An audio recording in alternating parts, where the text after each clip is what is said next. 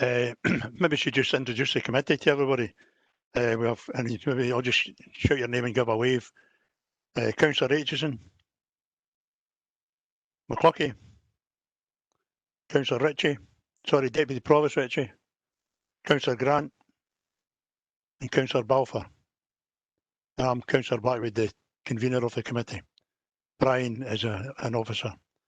And we have with today, but Peter Reid and Jackie MacArthur, I think, here just to answer questions on the previous minutes. Is there any declarations of interest? No, thank you. Can we go to the minute of the meeting held on, seemed a long time ago, 16th of January 2020? Is there anything arising from the minute?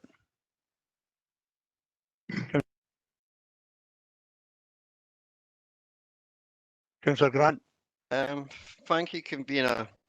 Could I possibly ask Mr. Reid a question in regards to the minutes? It's on page 5, Pete, in regards to Falkirk delivers the bid taxi marshal and safe base. Have you got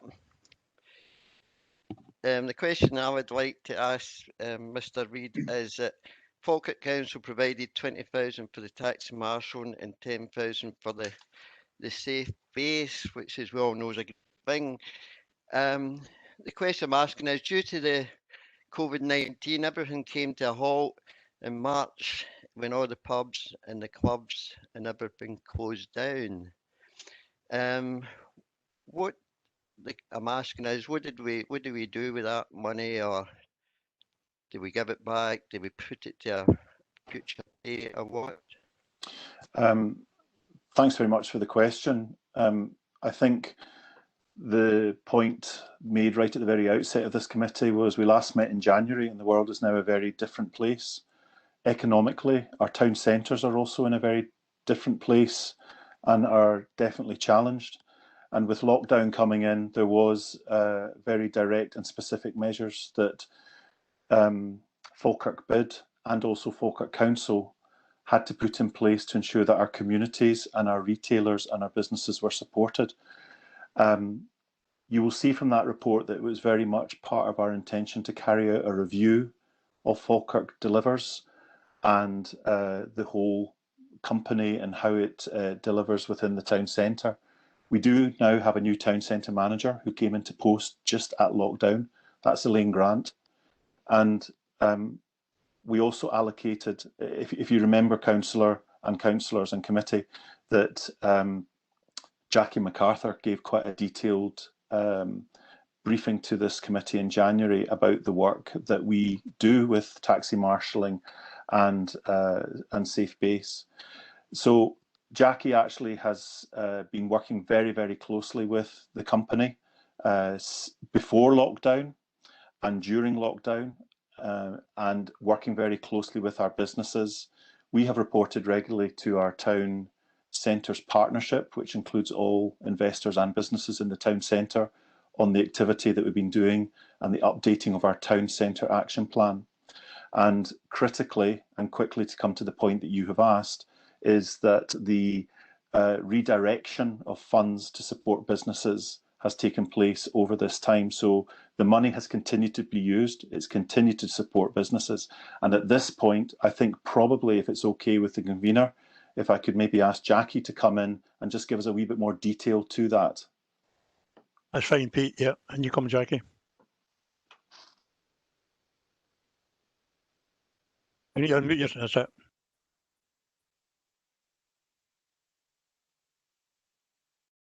Okay, Jackie. Me okay? Yeah. I don't know if you're getting the same lag that I'm getting. Can you hear me okay? Yes. Right, okay. Thanks everyone. As Pete says, I've been working really closely with the bid company. We've had a completely an overhaul of how the organisation operates. We have new management in place, and it's a very different organisation from the one that I reported on last year. Since COVID has joined us. The organisation has really moved into an emergency footing. We've been in lockdown since March, and since then the organisation has been maintaining a really active role in keeping the town centre economy moving and supporting town centre users in terms of safety. They have been giving direct support to the vulnerable, doing deliveries, food deliveries, pharmacy supplies, responding to miscellaneous helps for requests. They have really stepped up to the mark and have been working really, really well with the community. They applied for a COVID grant from Bid Scotland, and we were lucky enough in getting another £30,000, which has topped up the funding that the council provides, and they've used that funding to improve all the social distancing signage in the town. They've had a welcome back campaign. They've been working directly with the businesses in improving their space both inside and outside to keep shoppers safe. So they've been out there every day since lockdown, working directly with both the community, the emergency services and local businesses. They were very involved at the beginning. You'll remember that we had the COVID grant support for businesses. Ourselves in economic development were heavily involved with the administration of that grant, and the Bid were there supporting local businesses. We recorded 120 businesses actually approached them for direct support in filling out their grant application. They collaborated between the food banks. They prepared the town centre for reopening. So they were out there putting signage up, putting social distancing signage up, providing PPE, working with all the food stores, ASDA, etc. Now, while there were no taxi marshals in operation during the lockdown, we redeployed them into the daytime. So it was, the fact that our evening economy was at a standstill at that point, we decided that we really needed to provide that support during the day. Now, critically, we did that because we did a high street survey just at the start of lockdown, and 73% of people who we surveyed said that they wanted to see more on-street support. They wanted to see better cleaning and sanitisation, and they wanted security. So we responded very quickly to that, and the taxi marshals were deployed. Now, the taxi marshals, most of them are trained first aiders, but they really provided a soft touch approach. So they were just there supporting the businesses, supporting shoppers, helping people with queuing, giving out PPE equipment when people came to the town without it. But they were just offered a critical pair of hands on the street. They were no doubt that they supported the town and coming back into work. They supported people and made people feel that they were confident about coming into the town. They felt that we had reacted and that, you know, we were there and we were helping people to keep safe. So since the 17th of July, you'll remember that the evening economy opened back up. So the taxi marshals have been out every Friday and Saturday since then. Now, as we would expect, the numbers have significantly been impacted. Normally, we would deal with 2,500 people over the weekends. At this point, we're dealing on average with about 620 over the weekend. But that support is still very much required in the town. They are doing patrols, they're assisting businesses, they're helping people, queue. As you can imagine, when people have alcohol in the mix, sometimes they forget about social distancing, they forget about PPE. So they're there supporting, helping the town. Importantly, they're working on the taxi stands because, again, people need to remember they need to stay safe, they need to stay apart. And also when they get in the taxis, they have to make sure that they've got the appropriate PPE on when they get in. We discourage the use of, people jumping into the front seat. A lot of the taxi drivers are vulnerable, so we're supporting all of that too. And the taxi drivers are saying that, as usual, taxi marshals come to the rescue on so many occasions. and they really value the support that we're giving there. Safe Base has been operating at key times across the town as well. Again, they were back out with the taxi marshals on the 17th of July. And while we've had minimal visits to the Safe Base unit, they've been out in the streets supporting the police, supporting other emergency services, and just patrolling the street and helping young people and adults who need support at that time. So far from the organisation being in over this period, it's been very active, and we are continuing to do that as the new measures come out every day. We are basically assessing the situation on a daily basis. With the new guidelines that came out yesterday, we're going to be having even more taxi marshals out on the street. We are hearing reports that people are already starting to panic buy. So we've got taxi marshals out there working with the shops, just trying to smooth things over and keep things moving. So that's where we are with that. If anybody's got any questions, happy to answer. Thanks, Jackie. Anybody any questions to Jackie or Pete? No, thanks for that reply. Good. Councillor Balfour, sorry. Just when you're mentioning that they're smoothing things over with people panic buying, yeah, can you hear? When you were on about them smoothing over the panic buying issues.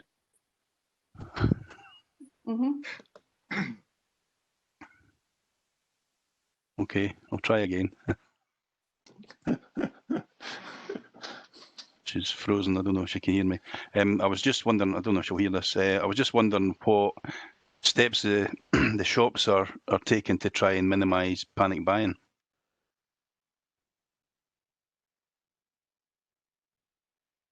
This morning, so we've essentially they're there speaking to people. Can we give you a mask? It's very much a. Can you not hear me? Sorry, Pete, do you want to come in? I know we're in trouble hearing Jackie. Jackie, if you hear this, there's a significant time delay you're having, so let me speak for the moment. Jackie, you broke up a bit there. The panic buying issue that Jackie's highlighted is something that we're hearing about and anecdotally hearing about today. This is normal reaction, and we've seen this in when other announcements are made. So I think we just need to monitor and see what is happening. We obviously work closely with our environmental health officers, and they are very much engaged and out and about in our commercial environments. I think significantly the announcements of yesterday, we are waiting to be able to step up to the mark and offer support to businesses as and when the criteria is confirmed.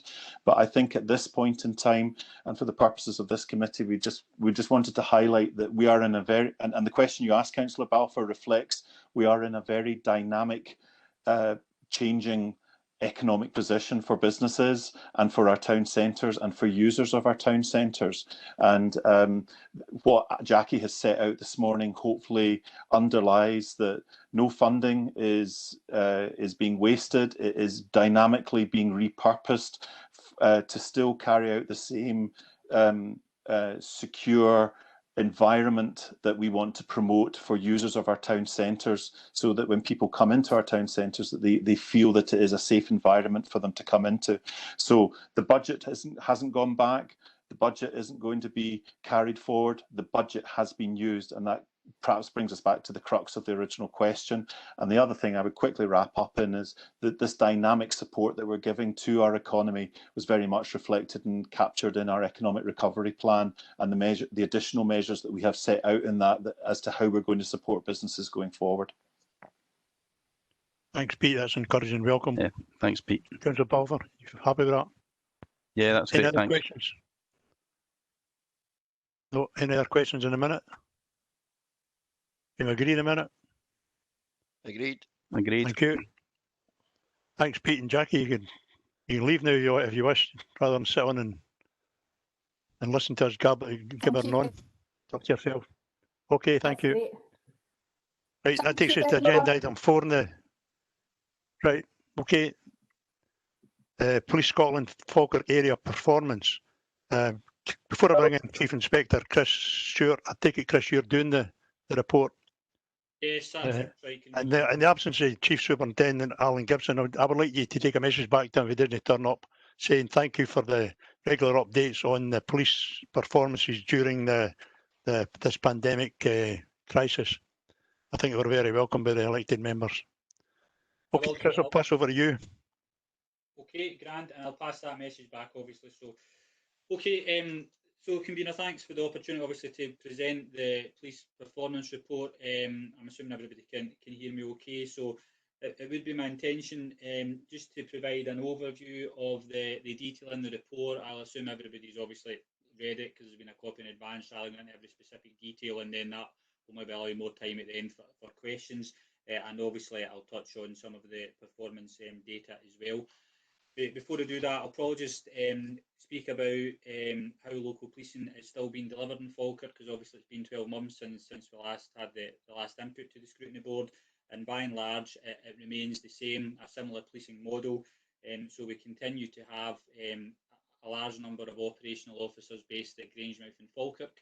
We work at a 24/7 shift pattern, and they are traditionally responding to our treble 9 and 101 calls. So we still have that model in place. We still have a strong and effective community policing team in place across Falkirk Area Command, and they are still based in Falkirk, Grangemouth and Larbert police stations.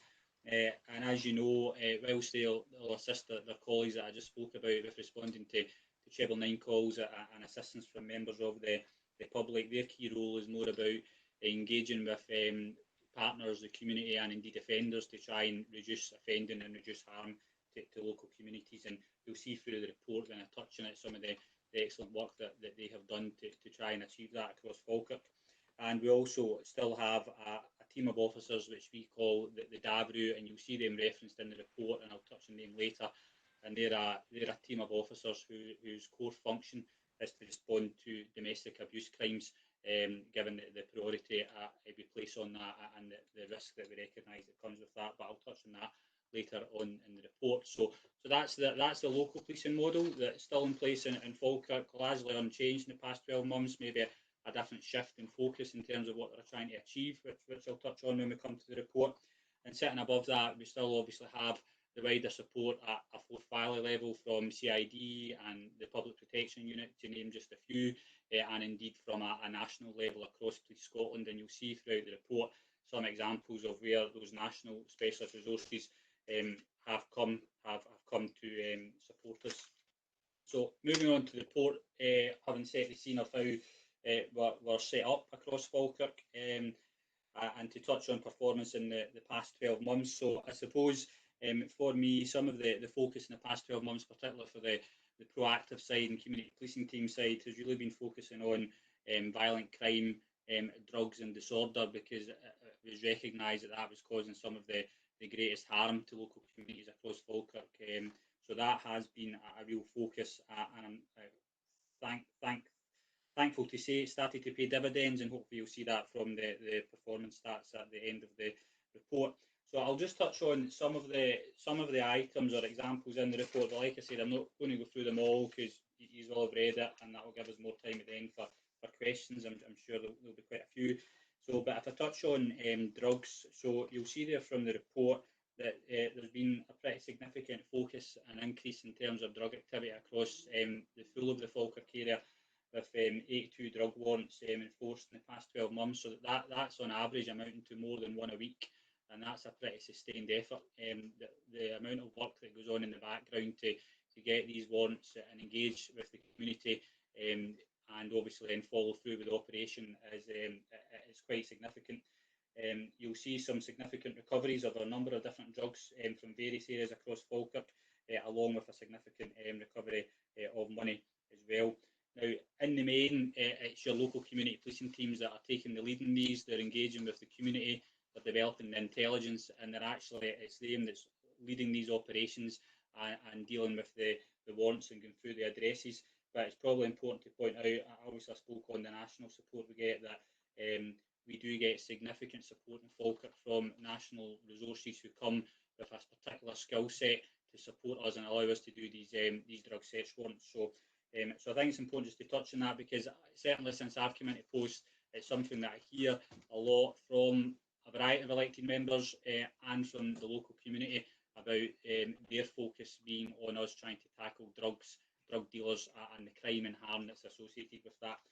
I think, though, it's also important for me to point out, and I've said it at quite a few various community planning partnership meetings, that for me, enforcement is only one aspect. There's obviously, as you know, across Scotland over the past couple of years been quite a significant increase in suspected drug-related deaths, and Falkirk's been no exception to that. So I have been particularly keen that the police, or I believe the police, have a key role in reducing the harm associated with drugs and trying to prevent the number of people dying from it, as well as just taking an enforcement lead. So we have been quite focused on that in the past 12 months, and we really now have good relationships and good practices embedded with a lot of the drug recovery services across Falkirk, including SIP and Care Grow Live. And just to tell you how that works on a practical level, because I know we can always talk about strategies and objectives, but some of their staff are now fully vetted to come into Falkirk Police Station, where they can base themselves, engage with the local community policing team. They've been coming out on joint outreach patrols with us so that they can reach some of the hard to reach individuals who have addiction issues, and they've been coming out on some of the drug search warrants with us so that they can get hands on with some of the people who really need their help and support. So that's probably the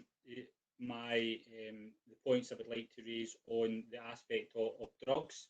I'll move on. I'd like to maybe just touch on antisocial behaviour and disorder, given we know again that's another key issue and concern for the local community. And as we know, obviously that can take many forms. It can be public space disorder involving local youths and young people. It can be issues, again, back to being associated with drugs up in the town centre, which we were seeing this time last year, and indeed it can obviously be private space disorder and antisocial behaviour involving neighbour disputes, which is quite a big proportion of demand in Falkirk when it comes to disorder. And you'll see there from the report some really good, innovative and practical examples that have been initiated across the area command in the town centre, in Grangemouth Park, and obviously over in Stenhousemuir. So those are really just highlighted to show you some of the really good partnership work we're doing, and that our approach does go beyond simply putting yellow jackets out to patrol hotspots. You'll also see from there that our commitment to really try and tackle this is demonstrated by the fact that we do have a full-time police officer still embedded in the conflict resolution service of the council housing department, and he's a key link to them with sharing of information and going out and working with the conflict resolution staff to try and deal with your high tariff offenders who are committing disorder, particularly within council-owned private dwelling space. And again, to demonstrate our commitment, we have a full-time officer who's solely dedicated to local authority liaison and partnership working to try and really drive down disorder, particularly open space and youth disorder. So that's the disorder aspect. Obviously, I wanted to touch on. Another key point I obviously want to touch on is some of the real threats and challenges that we've seen in Falkirk in the past 12 months. So I think sometimes we see these reports on the news and through various different streams, and we always think that they're a national issue and they may not affect us locally. But as you can see from the report, that's certainly not been the case in Falkirk. So you'll see there the issue with the county lines in Falkirk, which the report will explain what county lines is, but ultimately it usually involves gangs or criminal groups from big cities, invariably from down south, to be fair, coming into villages or towns such as Falkirk to try and sell their drugs, and they'll use vulnerable people who may have significant addiction issues to sell their drugs and store their drugs. And Falkirk hasn't been immune to that. You'll see there in December last year, we did get intelligence that there was 2 or 3 individuals from Liverpool operating in Falkirk, and indeed were using somebody's house who we would class as vulnerable. Officers reacted very quickly to that, and you'll see from the report that we very quickly managed to disrupt that. The offenders were apprehended and a significant number of drugs were recovered. The key, so whilst that's obviously would be quite alarming for you to hear about that in Falkirk last year, I suppose the key thing to point out is that since we took that quite swift action and quite decisive, it was in a matter of days since we realised that we're in Falkirk, we've had no further intelligence of what we would term county line gangs working in the Falkirk area. We have done some briefing and upskilling and awareness to partners, taxi drivers and various other different community groups so that they're alert to the signs and to report that into us. So I'm pretty confident that if it was happening, we would be getting intelligence coming into us. A couple other things to touch on, just on that, some of the more national risks and threats are the operations involving the DNP substance that you'll see there on the report, and fentanyl that you'll see there on the report as well. So both substances are fairly toxic and can cause significant harm to local communities.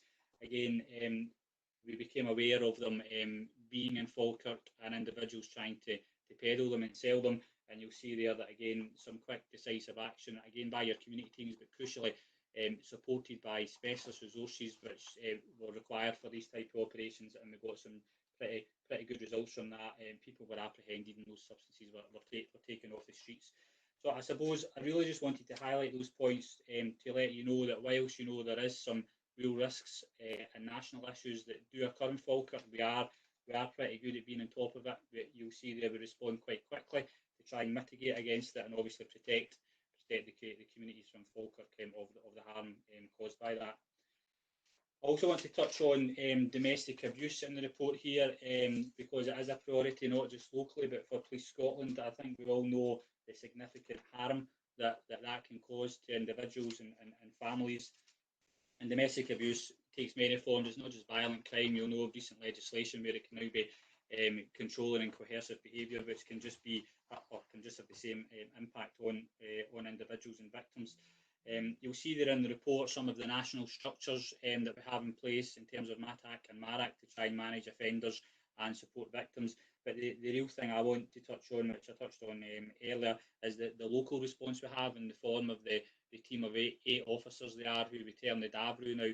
Their sole duty is to respond to and manage domestic crimes that are reported to us where the suspects are still outstanding. And why that's important is because if the suspect or the offender has not been apprehended for as long as they're outstanding, that risk remains to the victim. So we have a team here, that's their sole responsibility, and what it does, it provides an enhanced level of investigation, so that it's more likely we're going to get sufficiency of evidence to charge offenders and put them to the court, but it provides greater safety measures to the victims and greater confidence to them. And it's a key thing that I really just wanted to point out, because that is a local thing here in Falkirk and indeed in Forth Valley, and not every area across Police Scotland has a dedicated local operational response to deal with every domestic crime.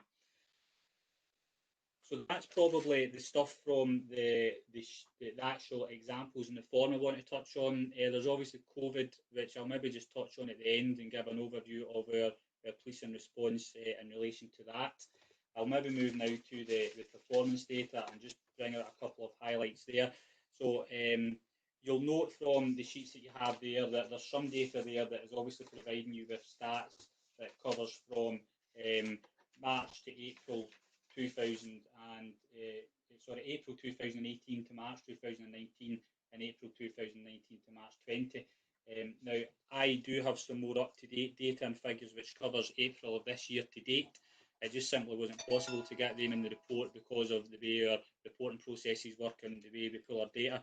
But if it's all right with yourself, convener, I'll touch on the more recent verbal data that I have here. Appreciate you've got the stuff on the sheets, which I'm quite happy to speak to, and can reference the more up-to-date data if need be.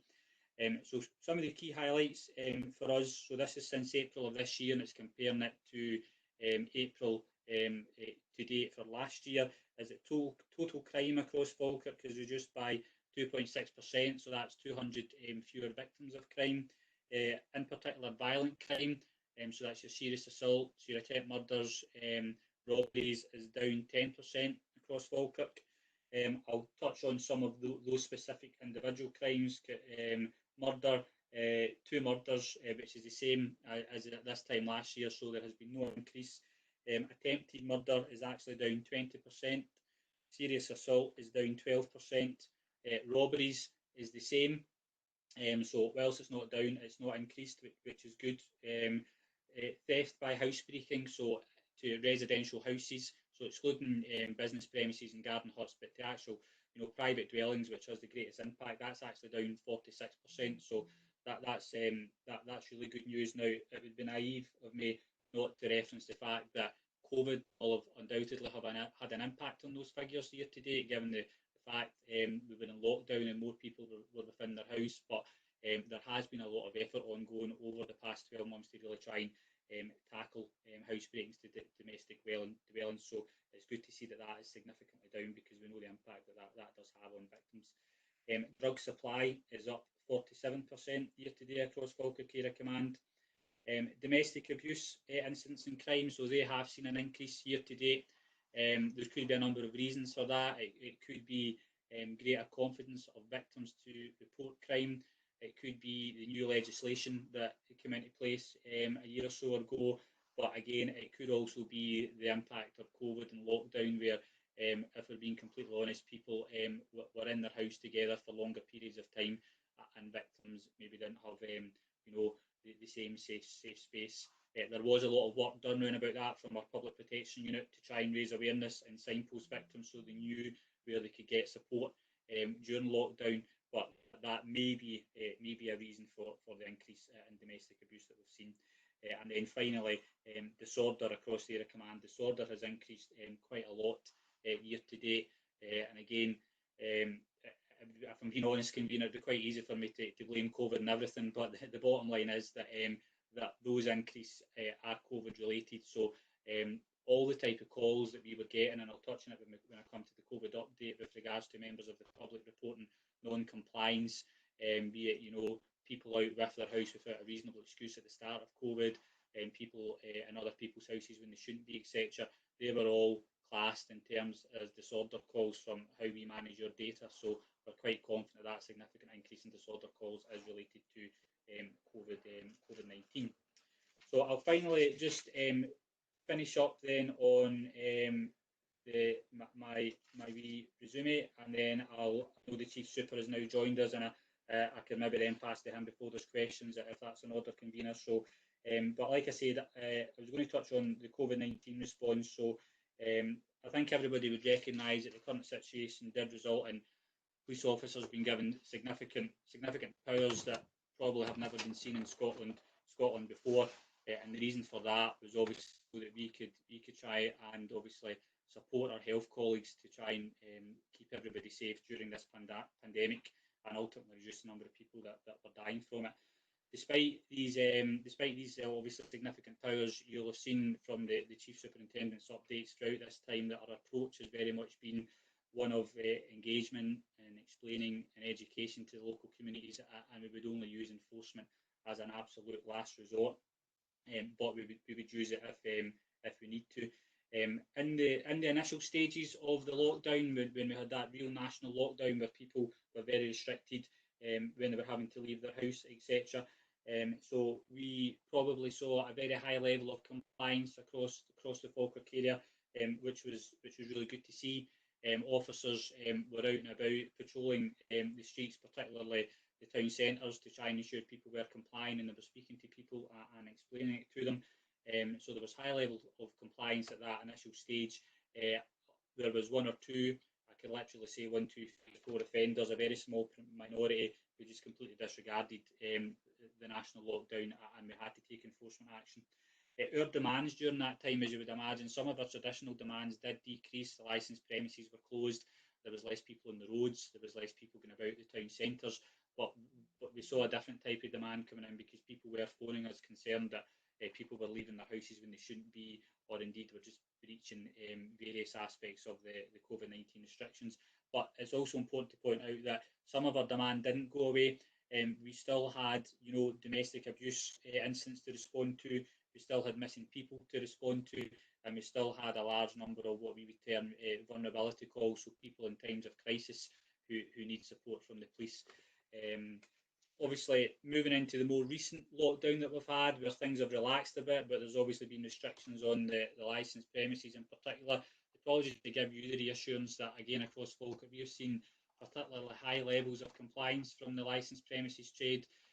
Officers are deployed on countless occasions with environmental health officers to ensure that premises have been complying, and I would probably imagine almost every premises has had a joint visit at some point within the past 2 to 3 months. Premises have been closing at 10 o'clock, and short of 1 or 2 premises being given some verbal advice, again, it's been very good and very high levels of compliance from the licence and trade across the Falkirk area. And I suppose that's it from me. I'll probably just finish there and obviously pause for any questions. We'll obviously know the announcement from the First Minister yesterday about the new restrictions that are coming into place, and particularly even tighter restrictions from the Forth Valley area with regards to licensed premises needing to be closed. So we'll continue with the approach that we have done over the recent months about educating and explaining and using enforcement as a last resort. But again, just to reassure you, particularly going into this weekend, we will have those patrols out there, making sure that the premises are closed and that everybody is complying to the restrictions. And I'll pause there, convener. I've probably spoken enough, and I'll pass back to you to see if you want to bring the Chief Super in at that point, or if you want me to ask any questions. Thanks for that, Chris. Could I maybe welcome Chief Superintendent Alan Gibson to the meeting, your first Scrutiny Committee, External Scrutiny Committee meeting. And I don't know if you want to make any comments on Chris's presentation, but you're welcome to. Chair, thank you, and apologies. The first thing, and I'm late. I can't believe it. ICT gremlins. I do apologise to everybody. Listen, I'm not going to dwell because I know Chris has spoken quite a lot there, and no doubt all of you will have a number of questions for both Chris and I, which I'm really keen to hear. But I suppose just very briefly, really welcome the chance to come along today and talk through our approach in Falkirk. Welcome the scrutiny, also welcome improvement. I was previously the head of learning and development for Police Scotland, so I'm very much improvement based. So anything that you and your constituents and others can do to help improve our approach in Falkirk in terms of the policing and the safety and well-being of the community is really important for me. I suppose just I'd start with thanking Chris for the work that he's done and he's described there. Probably it's just scratching the surface of all the work that goes on behind the scenes in Falkirk, and obviously the wider Falkirk area and the small villages and communities that surround it. I'm not going to lie to you. The last 6 months has been really challenging for the Police Service of Scotland, as it has been for all of us, and I hope you and your families and loved ones are all well. We've moved in and out of different restrictions, and obviously this weekend sees us moving back into a period of further restriction, which will no doubt bring challenges, but as Chris says, we are ready for those. It will change our demand level. I suppose to paint you a picture, since the 1st of March this year till the end of last month, 30th of September, Police Scotland took 1.3 million calls from the public. It's never seen the volume of contact from the public that we have seen in the last 6 months, and that's a good thing, but obviously it's also managing that demand is quite a challenge, as you can imagine. At one point during COVID, the COVID piece of lockdown, we took 10,000 non-emergency and emergency calls in one 24-hour period, so you can imagine trying to meet the demands and the expectations of the public can be really challenging through that.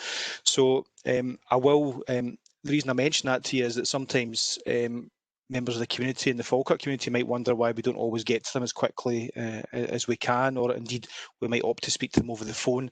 Sometimes we've got to make some really hard choices between threat, vulnerability and harm, and do obviously what we think is best depending on all the different demands that we have. So it's just to give you that reassurance that we do triage every single contact we have from the public, and where we can and where it's appropriate we'll always send a police resource, but sometimes there are other options to deal with that, and it might be that we get partners involved or we make an appointment to see that person at a later date. So just to give you a little bit of kind of the background as to how we manage that demand.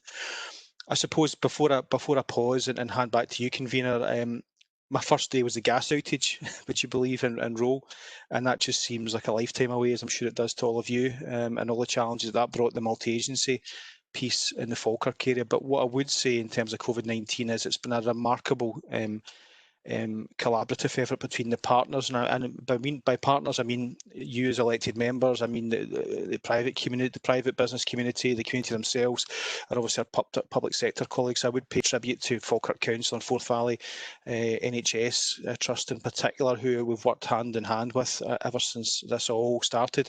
So the figures that you do see and that Chris reports on there, they are reflective of a very unusual year in many ways, and you will see certain spikes there which are reflective of some of the changes in demand that we've seen. But again, we haven't changed our focus, which is helping those that are most vulnerable, and helping our partners to help those that are most vulnerable, but obviously pursuing those that cause the greatest harm in the Falkirk area. So I will be right now. I know that you've all had a number of letters from me over the last 6 months, and you'll be glad to know I'm going to put another one in your mailbox at some point today, which is going to describe how we're planning and preparing for, again, further changes to regulation and guidance around COVID-19. So it's just to give you that reassurance again that I'll write out with you 2 years I have done. But Convener, I'm going to pause there, obviously, because I'm really keen that others get a chance to ask us and any questions or points. Thanks for that, Alan. And I did say to Chris to pass on our thanks to you for keeping us updated over the period, the COVID period, with your briefings. Again, thanks again. Chris, you certainly seemed reluctant, reluctance to blame COVID-19 for a lot of the problems in the area, but COVID-19's got a lot to answer for, and you must have seen a change in policing as we knew it since March last year. Pass it on to you before I open up for questioning.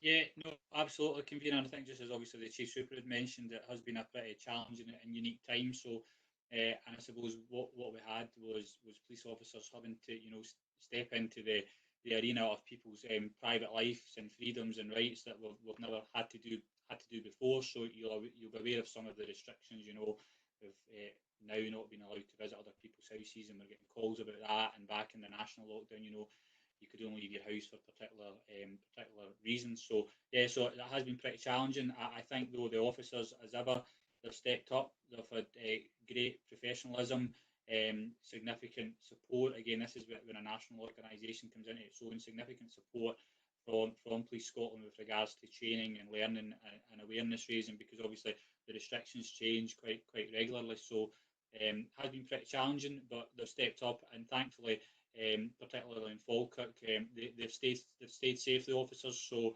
again, there's a number of measures being put in place to try and protect them. They're in a unique role where they can't work from home, they can't work in the office, and they're right out there in the community. They're right in people's houses. That they're very close up to people, just given the nature of their role.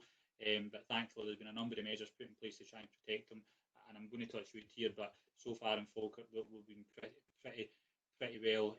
We've done well in terms of protecting the officers and keeping them safe. And I think now when a policeman's grabbing your knuckles for wearing a mask, where last year you arrested you for wearing a mask. Right, I won't take questions. Councillor Balfour. Thanks, Convener. I've got a few different ones. On the report here, there's two different numbers at the bottom of the page. So it's page 16 and 34. And it's question 5. Let's see. Yeah, the informing people about the progress. It seems to be quite low and getting lower. Is there any plans to try and increase that and contact the public a bit more, or how can you see a way forward to improve that? No, absolutely, Councillor. So you'll see that that trend, unfortunately, going down the way, and you'll see so that's a divisional total, so it's not Falkirk, but that's Forth Valley. But you'll see obviously the force total there, the downward trend as well. Thankfully for Forth Valley, we're still above the overall Police Scotland reference, but you're right, it's going down the way. So I suppose, and what that will come down to is the police officers who are dealing with inquiries, contacting the victims, engaging with them, and giving them good updates and regular updates. And we know that doing that can have a significant impact on public confidence. They feel reassured, and they obviously feel that the police officers are interested in responding to their inquiries. So the reasons for it, I'm not entirely sure. I could sit here and say that some of the reasons for that is simply because of the demand that some of the officers are under, and some of the other things that they have to deal with that the Chief Whipper's just spoken about. We don't have a finite number of resources, but regardless of that, it's particularly important that we try and get those percentages back up the way. So we're doing something local. Some of it, believe it or not, councillor, is really just how busy officers are. It's really just trying to regularly remind them at my level and my inspector level, raise awareness and reinforce to them the reasons why it's so important to keep the public updated. And you usually find that just doing that awareness and messaging to them, it can have the desired impact, and that's currently ongoing just now. But I do recognise that downward trend, and I do share your concerns, and it's something we really need to try and push back up. Okay, just another couple of things here. Page 23 and 41. Where am I now? Item 32. The detections for consuming alcohol. There's a massive jump, 1175%.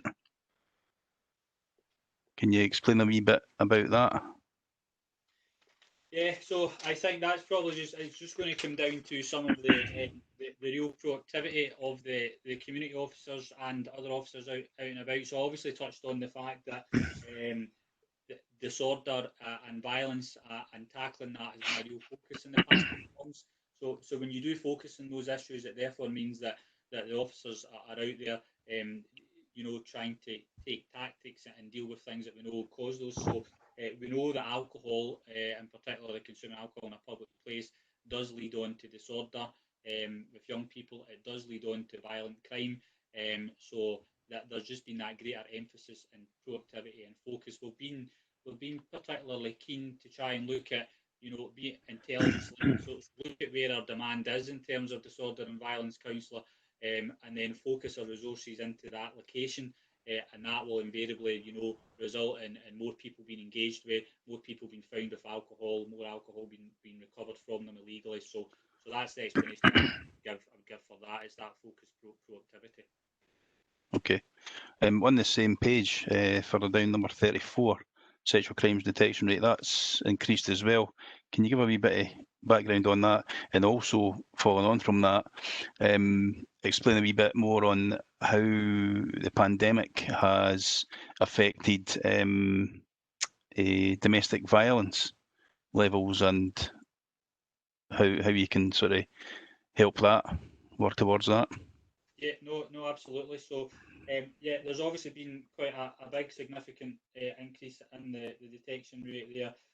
So obviously, most of our sexual crimes are managed by our public protection unit, who are very specialised in dealing with them. So they would have the more detailed answer to that, and I can bring one back to you. But what you'll probably find is it's just far greater investigative opportunities.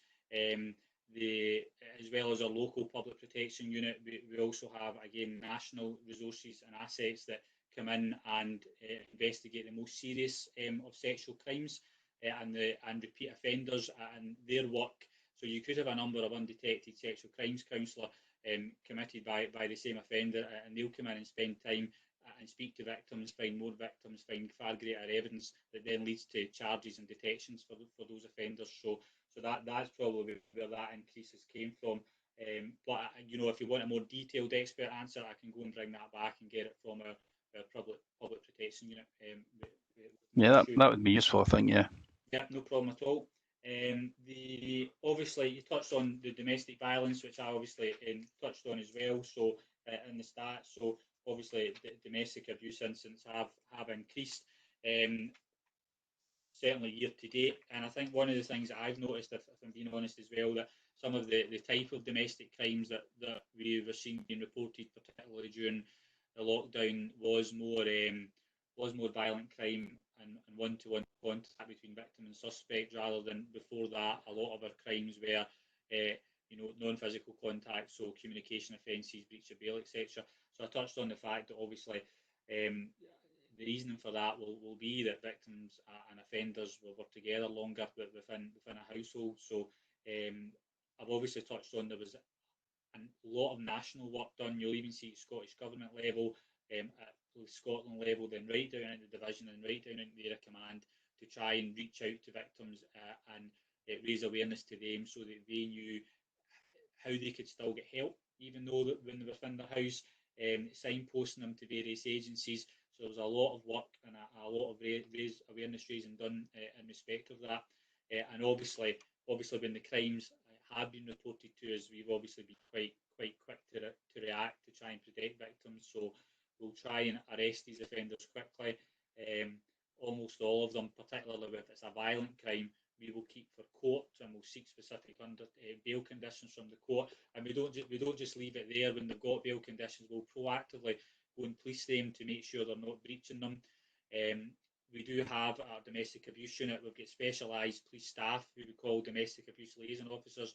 So after a crime's been reported, they then take on that engagement with the victims to try and support them, signpost them to other agencies who can help them, and really try and make sure that they're kept safe. So there's a range of work ongoing, but as you recognise that was a particular concern and risk during the COVID-19 lockdown.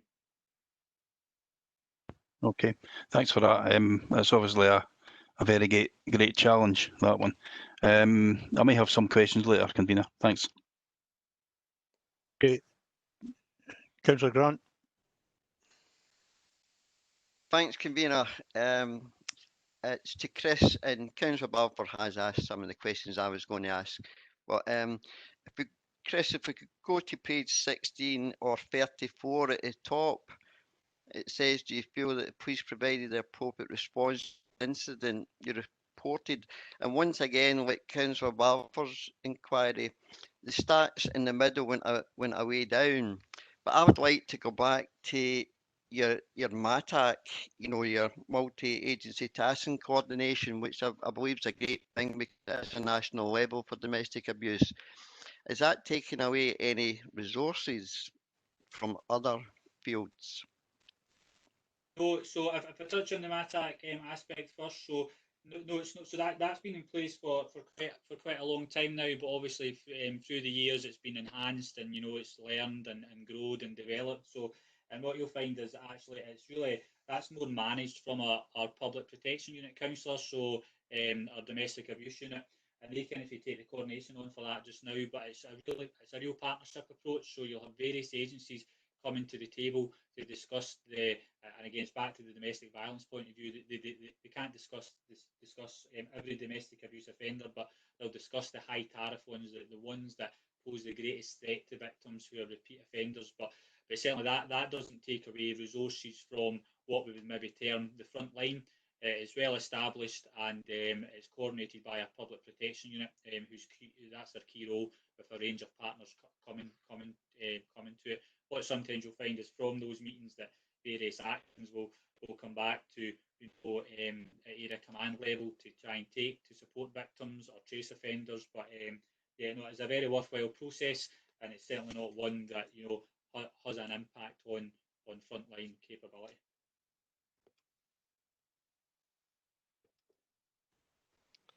Thanks, Chris. I just wondered, because it was a national level, if you had to, police it with other resources. I'll probably just clarify. It's a national level in terms of every division has that counsellor, so has that process in place. But in terms of how it operates in practice, it operates locally in Forth Valley, if that makes sense. So there's a MATAC in every division across Police Scotland. That's policy. Because of the priority that at a national level we place in domestic abuse. But when you come in at the division, the way it operates in the division is local detective chief inspector, local women's aid, local Crown Office and Procurator Fiscal Service. So there's that real local approach and focus on offenders, and they will link into a more national process if there's offenders that obviously are going across boundaries, because we know that happens as well. Domestic abuse offenders don't just say stay in Falkirk or Forth Valley. They will move about and identify different victims. So it's a national process, but it's delivered locally. If I can come in, convener, if that's okay. And you come, Alan. Sorry, David. Councillor Grant, yeah, Chris describes it well. When Police Scotland came together, there was a disparity as to how different areas of the country dealt with domestic abuse. So to bring consistency in it for the reasons that Chris mentions, it's important that if an offender travels across the country, or indeed in supporting those that have suffered in terms of domestic abuse, that when folk pick up the phone, that they're talking about the same approach again, so that you've got the local approach, but with a national consistency, so that if you're in Shetland or you're in Falkirk or you're in Dumfries, that we can all share the same information and support mechanisms, and also the apprehension and kind of focusing about those that are the offenders, if that helps. I've also got a couple of follow-ups in terms of Councillor Balfour's points before we move on, if that's okay. On you go, on you go. Yeah, just some quick updates. In terms of the, Councillor Barker makes a good point about the public satisfaction levels in terms of updates.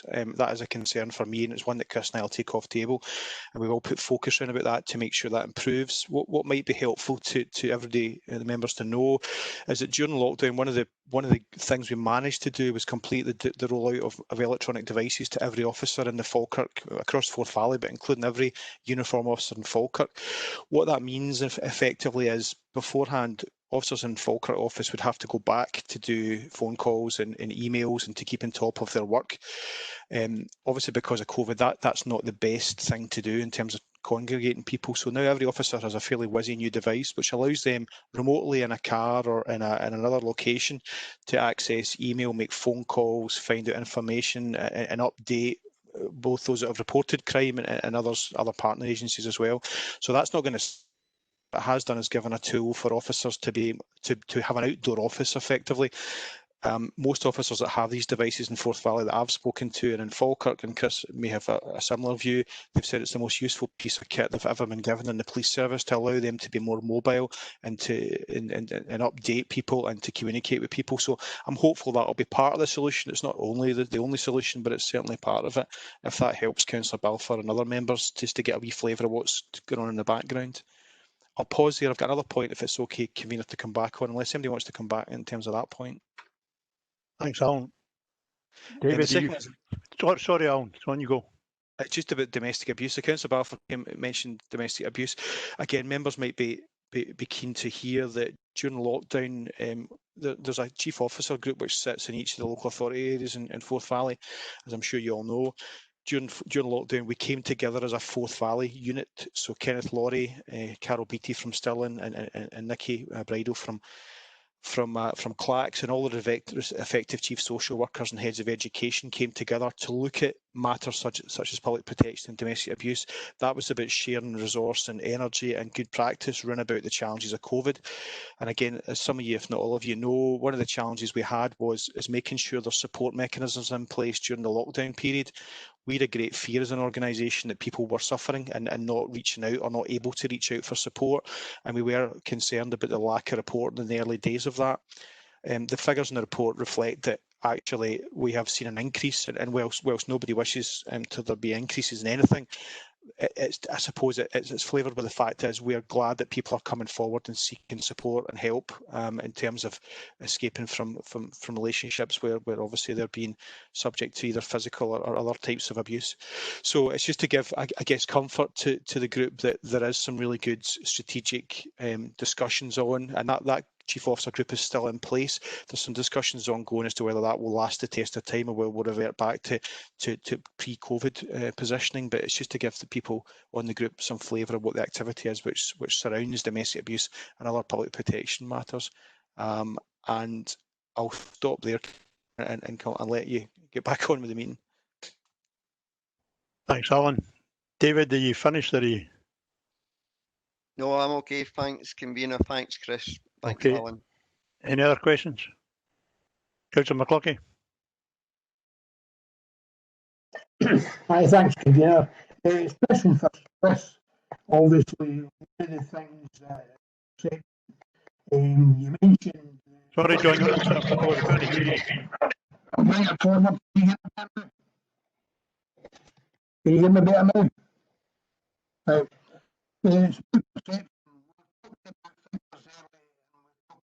No, you're disappearing.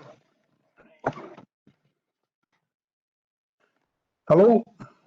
I'm okay now. Aye. A wee bit aye. Wee bit. Right, I'll try and talk slowly and clearly it's conceding your right to report and any praise officers. No, I'm not hearing you, John. Right, I'll just leave it a minute. Try putting your video off. Put your video off to reduce the bandwidth. That's a hard one.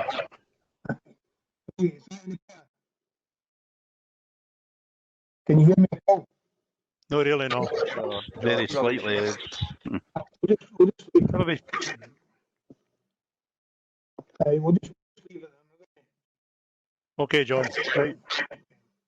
David, Councillor Richardson.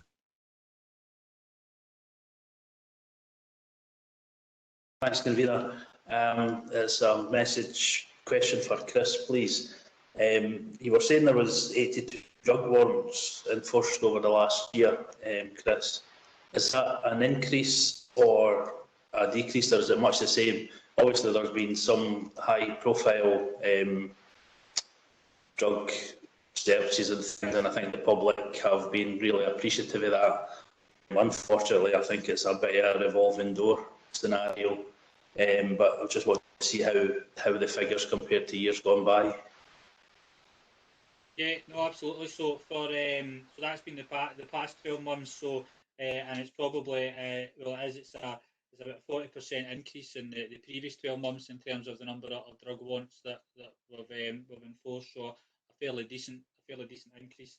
And yeah, I'll pick up on a couple of your points there. So I've been quite keen, as you'll maybe see, to make sure that the work that your community officers are doing is publicised, particularly on social media around about drugs. And the reason for that is because the community continually tells us they want us to tackle drugs.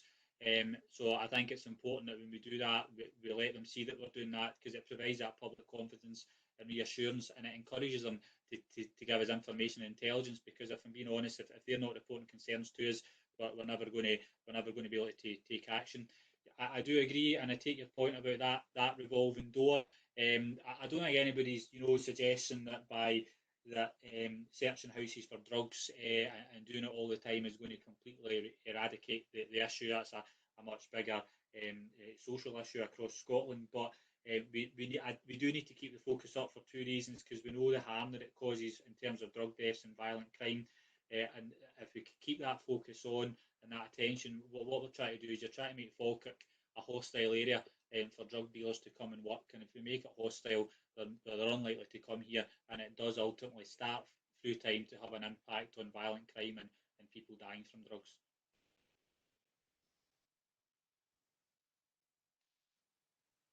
David, is that you? I think we've lost him. David Richardson, Councillor Richardson.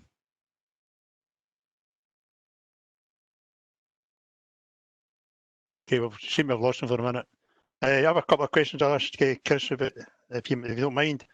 On page 5 or 23, the road safety, the week of action in May, with 95 drivers being warned and 3 issued with penalty speeding, and then another period in June, July, where 209 drivers were warned. We're all getting complaints about speeding traffic in our areas, particularly because of, I think, fewer cars on the road and drivers are seeing a straight road and just putting the foot down. But I'm surprised that so many drivers being warned and only 3 receiving penalty points. Are we sending out the right message? Yeah, so the reason for that, Councillor, is obviously it's the speed they've been going at. So there's a particular threshold. Those drivers that have been warned have obviously been a bit above the speed limit, but haven't reached the level whereby we would need to take enforcement action. So if drivers are speeding to a level above the speed limit where the guidelines are that we should take enforcement action, then officers always will do that. So you could look at it the other way and say that whilst a high number of drivers during those week of actions were above the speed limit, it's reassuring that not a lot were at a level that would result in criminal action. Thanks, because does that say that some of the complaints we're getting aren't justified? Well, you know, it's a challenging one because there's no doubt cars are speeding on the road, and there's no doubt, obviously, as you say, that probably has increased because the roads have been quieter, particularly during the early stages of lockdown. So I have no doubt that the concerns the community are reporting are valid. I think some of the issues that we do see is that sometimes it can be perception that a vehicle's speeding or vehicles are speeding, and that's sometimes backed up when obviously the local authority put their speed detection devices out in the road, and the results come back that actually the speeding isn't so much of an issue. So, so there's that balance to be struck about perception that vehicles are speeding, whilst recognising that absolutely there is drivers out there that break the speed limit. Thanks, Chris. Other questions, page 18 or 36 and 22 and 40, and it's on the complaints received about the police. And it's not about the figures, it's a fact that there's no comparable figures for the year before, where we have it with most other figures you've given us. So we don't know whether complaints about the police have increased or decreased. So it's just a question around that. Yeah, and you know, it's a valid reason for that, councillor. But again, I can take that off table to go and try and get that data and find out why it wasn't in the report. There may be a reason, because as you say, the rest of the stats are giving you that comparable figure. But I'm quite happy to go and take that off table and report back to you if that would help. Thank you. And my last question is actually around how we do going about keeping officers and staff COVID free, because I mean, as early as this morning and one of the TV newsies, they're saying that there are people who are testing positive and are showing no signs of the virus. I mean, it must be very difficult for an individual who goes out into the community and passing on the virus, and they don't know they've got it themselves if they've never been tested. So how are we keeping police and staff COVID free? Because they're out in the community all the time. They must be very, very vulnerable. Yeah, no, absolutely. So I suppose the best way to answer that is I'll just give you, some of the practical measures that we've put in place, and I'll touch on and I'll keep it focused to our officers who are out and about in the community, because as you say, those are the ones that are at greatest risk from contracting this through their engagement. So there is a number of measures that have been put in place and a number of guidance and communication that we've issued. So the officers are being expected to wear the disposable masks on their face when they're out about and engaging with the community. And we did at the time at a national level put some communication out to reassure the public why officers were wearing that, and indeed why they would see officers wearing that. So that's just their general duties as they go from call to call. We're expecting them, in fact we've told them that when they're in the car together that they should be wearing masks. When they're in the police building, that there's measures being put in place to socially distance the officers from each other, particularly a team. It's obviously hard when you've got two officers together who are paired up in a car, but the key thing is we're trying to obviously reduce the transmission across the shift. They've been given significant supplies of personal protective equipment in terms of gloves, alcohol gel, masks. A key thing though is that when the calls are coming into Police Scotland, and as you'll imagine, sometimes it won't be always possible given the nature of some of their calls, but we will ask a number of screening questions to see if the person reporting or the type of call that they're going to and who they're going to engage with, if that person's got any symptoms of COVID-19. And if they have, then the officers have an additional enhanced level of public personal protective equipment in terms of suits and personally fitted masks that they'll put on before they go and deal with that call. So there is a range of measures being put in place that are continually kept under review at a national level, who are obviously taking expert advice from both clinicians and health and safety, so that we're putting the right measures in place and responding to the changes that the virus is taking. Without a doubt, it's a risk because the nature of their job and the nature of policing is that they will be in close proximity to the public. They will be dealing with people who have COVID-19 and apprehending people who have COVID-19.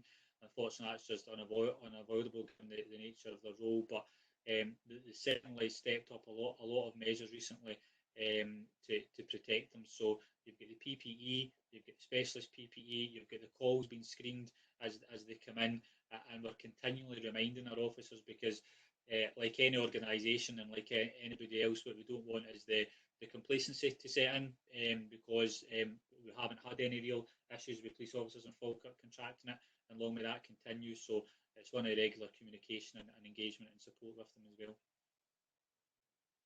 Thanks, Chris. That's encouraging.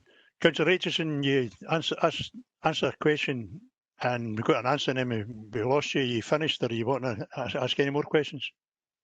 No, it's fine, Convener. I completely lost connection. I had to change device, but yeah, thank you.